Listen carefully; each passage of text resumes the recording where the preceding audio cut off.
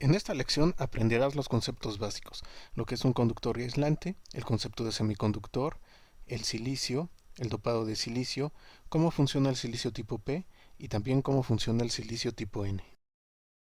En esta lección vas a aprender acerca de los semiconductores. Para eso primero necesitamos aprender acerca de unos conceptos básicos. Tenemos dos tipos de materiales que son los conductores y los aislantes. Los conductores son materiales que nos van a permitir el flujo de la electricidad. Los metales están en esta categoría, por ejemplo el cobre, la plata, el agua de mar también es un conductor. Entonces cualquier tipo de material que permite que fluya la electricidad nosotros lo vamos a considerar un conductor. Si tenemos un material que no permite el flujo de la electricidad, como el cristal, el plástico, la baquelita, entonces ese material es lo que nosotros llamamos aislante. El semiconductor, que es el material que realmente nos interesa en esta lección, pues es un material especial. ¿Por qué? Porque bajo ciertas condiciones puede actuar como aislante o puede actuar como conductor, es decir, puede o no puede permitir el flujo de la electricidad. La gran mayoría de los dispositivos electrónicos que usamos en la actualidad utilizan algún tipo de semiconductor en sus circuitos. Y existen diferentes tipos de materiales semiconductores. Nosotros nos vamos a enfocar en uno en particular, que es el más usado. El silicio es el material semiconductor más usado. Este material es muy especial, es un elemento químico. De hecho, nosotros tenemos en pantalla lo que es una representación del átomo de silicio. Es un material que se encuentra muchísimo en la naturaleza, ya que cerca del 27% de la corteza terrestre está hecha de silicio. Si observamos el diagrama que tenemos, vemos que el átomo de silicio tiene 4 electrones en la capa exterior. Pero esta capa exterior realmente se llena con 8 electrones. Necesitamos un octeto para llenar correctamente esta capa exterior y que el elemento sea lo más estable posible. Entonces, el átomo de silicio que nosotros tenemos con 4 electrones va a estar buscando otros 4 para sentirse completo.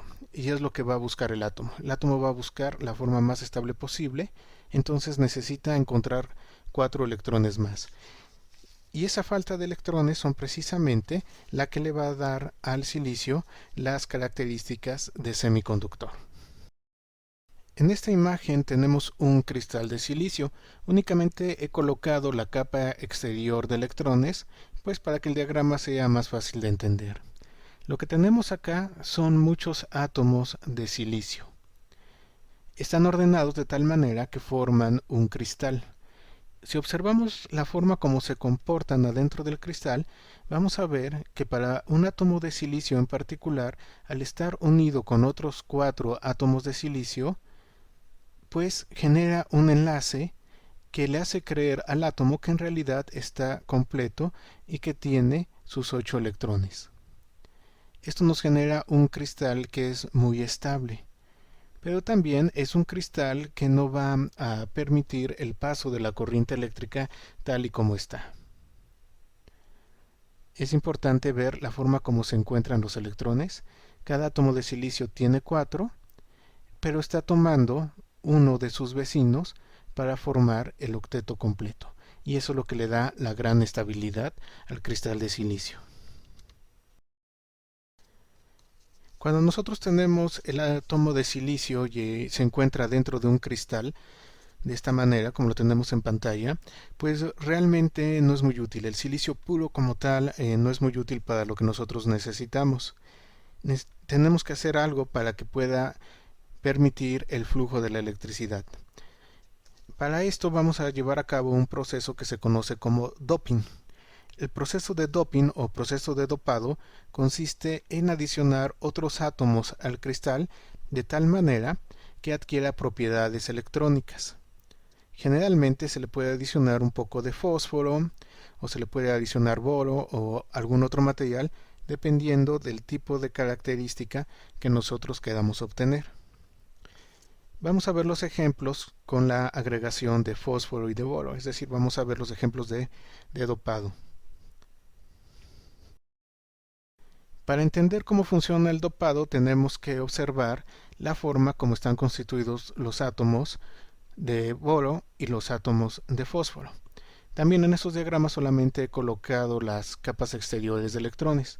Tenemos el átomo de silicio y sabemos que tiene 4 electrones en su capa exterior. Pero también vamos a tener el átomo de boro.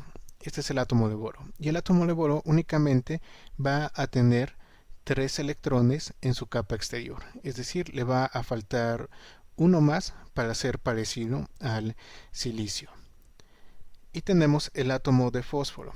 El átomo de fósforo va a tener 5 electrones en su capa exterior. Si lo comparamos con el átomo de silicio, va a tener uno más. Cuando nosotros colocamos estos átomos adentro de un cristal de silicio, entonces vamos a tener dos tipos de silicios diferentes. Vamos a tener lo que se conoce como silicio tipo N, N de negativo, si nosotros adicionamos un átomo o varios átomos de fósforo. ¿Por qué se le conoce como negativo? Porque va a tener una carga negativa. Esto se debe al exceso de electrón que tenemos.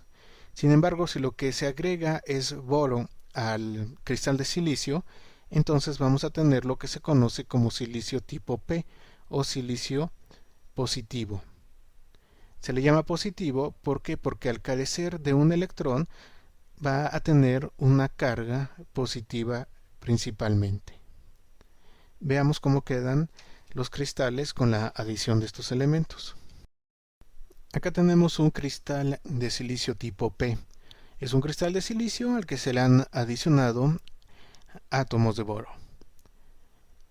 Observamos dónde se encuentra el átomo de boro y vemos que, bueno, entra muy bien dentro de la estructura cristalina del silicio, pero está faltando un electrón. Este lugar donde falta el electrón es lo que nosotros vamos a llamar agujero. Y el agujero es muy importante. ¿Por qué? Porque este agujero va a permitir que un electrón de un átomo vecino pueda caer en él. Y entonces el agujero se movió al átomo vecino. Y luego otro electrón de un átomo vecino puede caer en él y entonces el agujero se movió al otro átomo.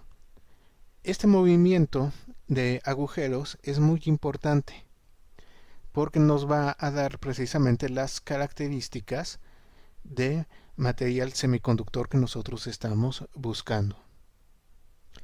Nosotros usualmente vamos a decir que los agujeros se están moviendo y estos agujeros se van a mover adentro del cristal de silicio de manera similar a cómo se mueven en las burbujas adentro del agua. Ahora tenemos un cristal de silicio tipo N o silicio tipo negativo. Aquí, ¿qué es lo que tenemos en este cristal? Se ha adicionado un átomo de fósforo. Podemos observar que el átomo de fósforo encaja muy bien adentro del cristal de silicio, está compartiendo los 4 electrones, sin embargo tenemos un electrón extra.